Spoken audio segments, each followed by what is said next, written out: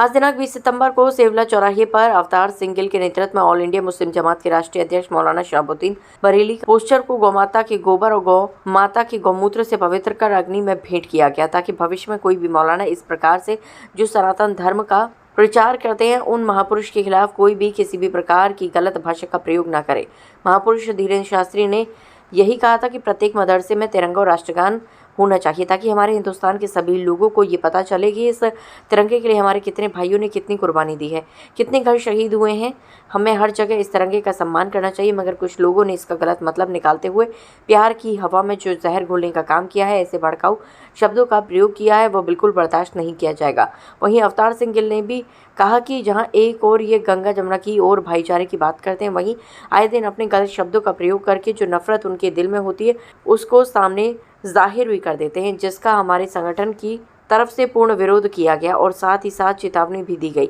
इस प्रकार से कोई भी मौलाना बयानबाजी ना करे। साथ ही साथ हमारे मुख्यमंत्री जी से अपील की गई कि इस प्रकार से कोई भी मौलाना अभद्र भाषा का प्रयोग ना कर सके और हमारे धर्मगुरुओं का अपमान करने पर तत्काल प्रभाव से कार्रवाई की जाए। हमारे इस कार्यक्रम में उपस्थित रहे मुख्य रूप से सुनील यादव, शिवम गुप्ता, धर्मेंद्र तोमर, पवन कुशवाहा, विशाल, अनिल, बाबा, बाकी सभी कार्यकर्ता। आज दिनांक 20 सितंबर को सेवला चौराहे पर अवतार सिंह गिल के नेतृत्व में ऑल इंडिया मुस्लिम जमात के राष्ट्रीय अध्यक्ष मौलाना शहाबुद्दीन बरेलवी का पोस्टर गौ माता के गौमूत्र से पवित्र कर अग्नि में भेंट किया गया।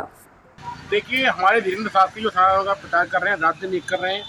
वहीं अगर उन्होंने ये कहा है कि मदरसे के अंदर या कहीं भी धार्मिक स्थल के अंदर हम तिरंगा लगाएं और राष्ट्रगान गाएं, इसमें कौन सी बुरी बात है। उसी को लेकर एक मौलाना जो बरेली का है,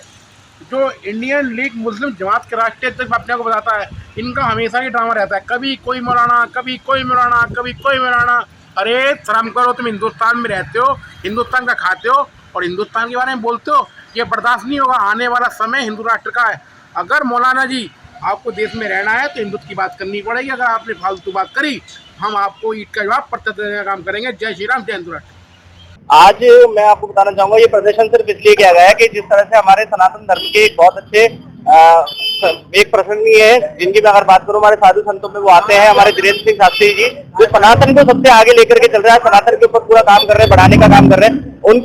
उनके जब तिरंगे के ऊपर कुछ ऐसे शब्द कहे गए थे